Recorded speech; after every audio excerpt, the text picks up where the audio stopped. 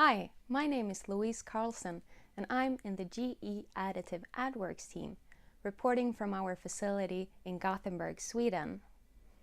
So when it comes to validating your additive manufacturing equipment, one of my key recommendations would be to focus on mapping your entire production process, and that includes everything from the raw material to the final product.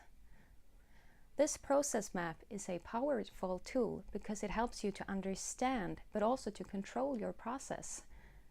And it also helps you to select your critical process parameters that needs to be controlled in your process validation.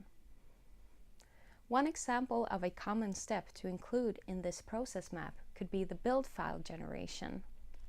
Now, based on this step, you might consider things such as part placement or part orientation as things that you might need to control to ensure a stable process.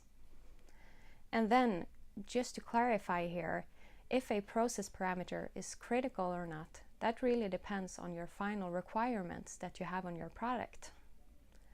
But how do you go about selecting your critical process parameters, and how should you test them? Now this is where AdWorks comes in. With more than 20 years of experience within the additive business, we support you on your additive journey and help you to decrease the time to production. Don't hesitate to reach out to us if you'd like to know more. Visit ge.com/additive.